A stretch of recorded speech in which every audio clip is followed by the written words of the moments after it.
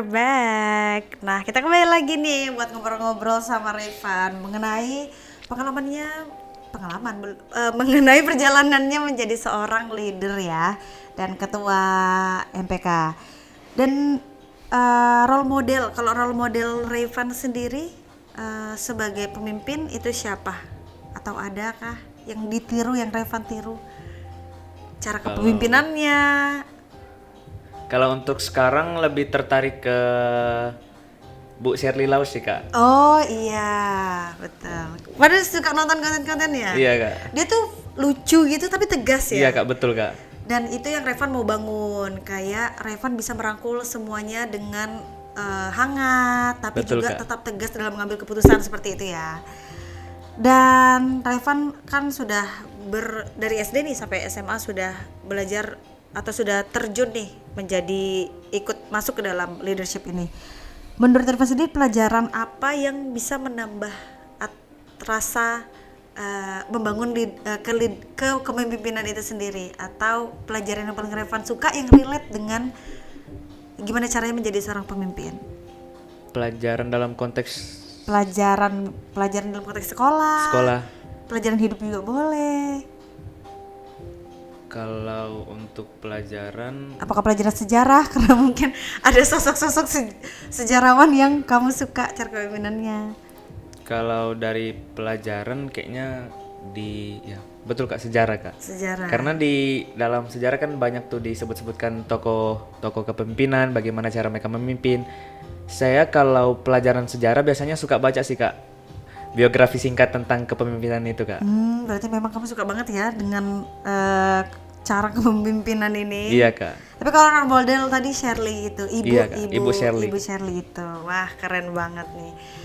Nah, kalau mau main game, Revan mau? Boleh mau Kak? Boleh. Goy, mungkin kita boleh main game Goy sebelum kita akan melanjutkan lagi nanti pertanyaan terakhir. Tapi kita stop dulu untuk bermain game, mau ya? Mana, Goy? Kita main game dulu ya. Dimulai dari game duluan mana sih?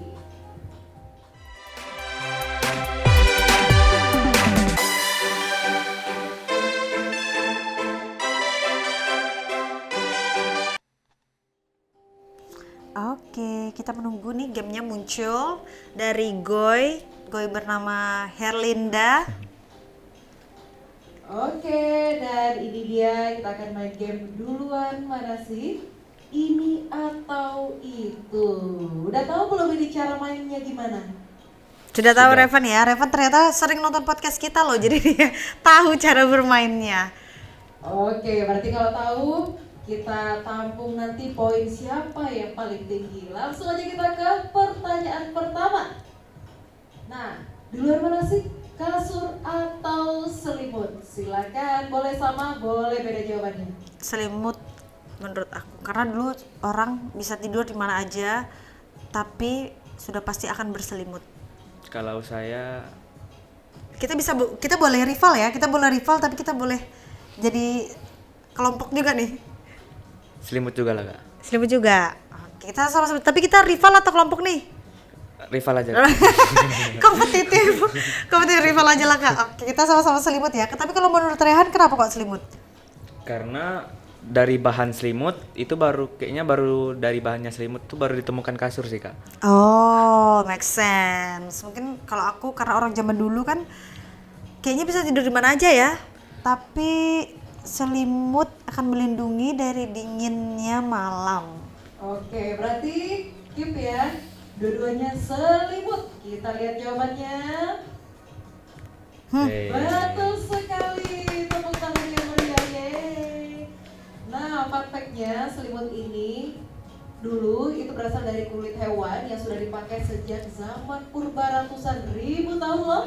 Kasur terstruktur atau kantong kulit berisi air itu baru dibuat di Persia pada 3600 sebelum Masehi. Oh, berarti kasur dulu tuh isinya air ya? Itu kalau ketusuk apa bocor itu kasurnya berarti ya? Iya, betul. Oke, berarti poinnya satu sama Sama. ya. Oke, Dan- kita lanjut. Boleh. Dan kalau tadi selimut kan dari kulit hewan, susah itu dicucinya berarti. Iya, Kak. Effort. Auto kecuci udah karena dari air. Oke, nextnya duluan mana, gunting atau kertas? Kalau- Silakan berdiskusi atau berkelahi. Kita pilih Kalau berkelahi ya. Saya kertas. Gunting atau kertas? Iya sih kertas, karena kayak orang dulu untuk apa gunting? Biasanya dia pakai kapak. Saya bisa ganti jawaban nggak nih kak? Boleh. Saya gunting aja lah kak. Kenapa? Karena dulu kan masih banyak tuh kita lihat ada yang nulis di batu, ada yang nulis di. Oh iya sih. Saya ganti ke gunting kak. Iya, Anda tampil ya. aku kertas karena kayaknya proses pembuatan kertas lebih dahulu karena kertas lebih penting daripada gunting. Oke, ya. Dua jawaban yang berbeda, kita lihat siapa yang benar. Ah, tidak. Siapa?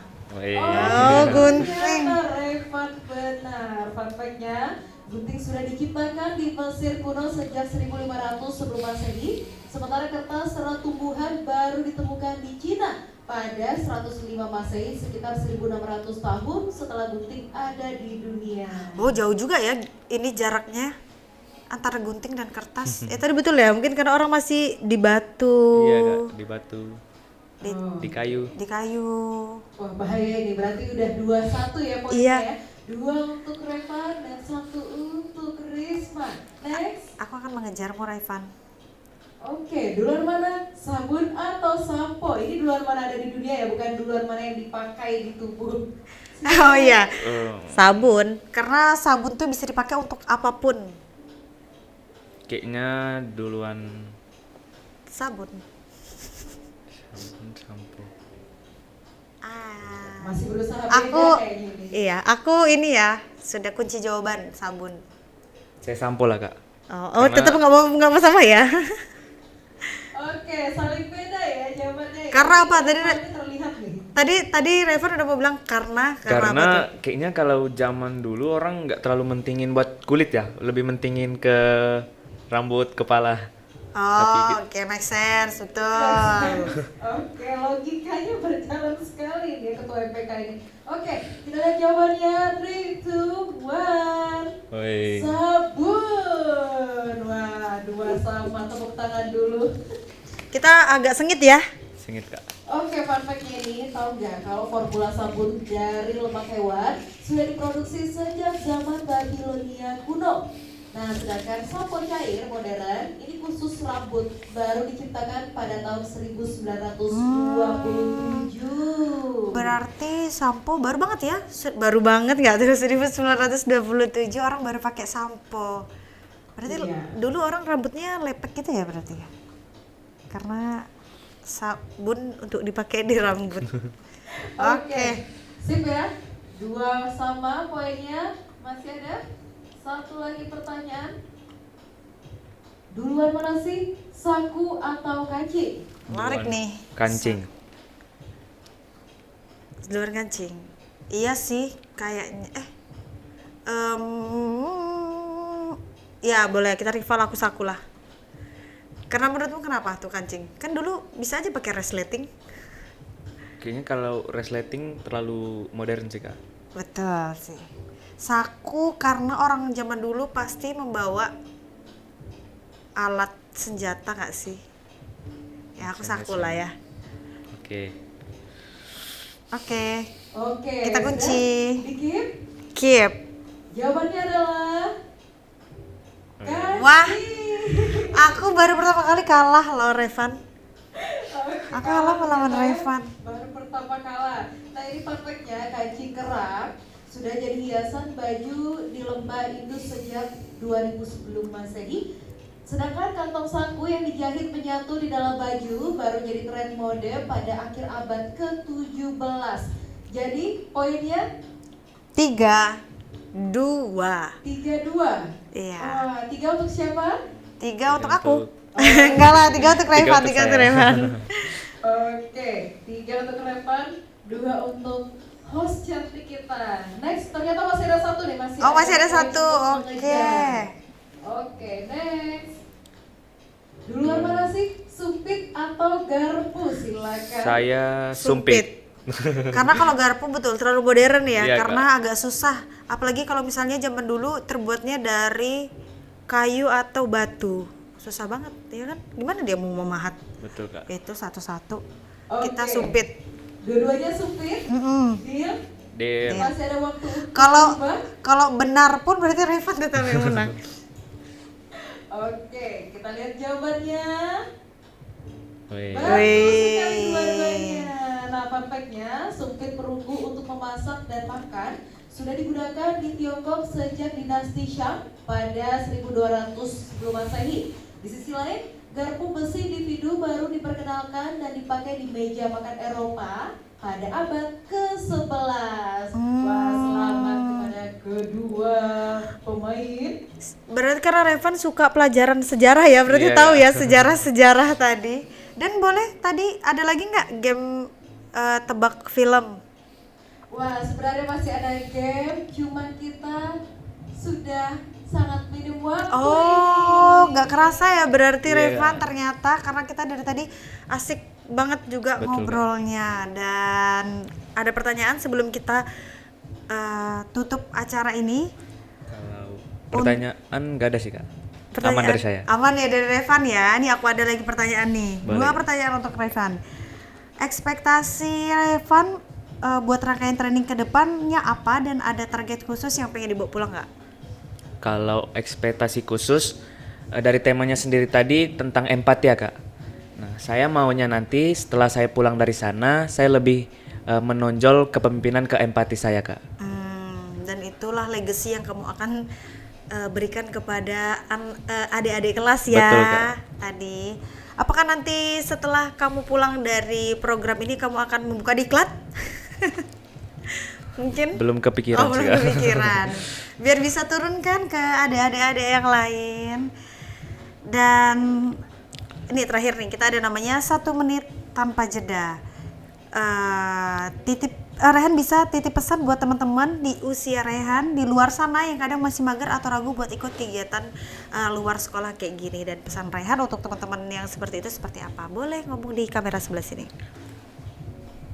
Untuk teman-teman yang masih berada di luar sana yang mungkin masih ragu untuk memulai kegiatan, saran dari saya, mari kita sama-sama untuk memulai melakukan kegiatan. Karena kesempatan tidak selalu datang 2 kali.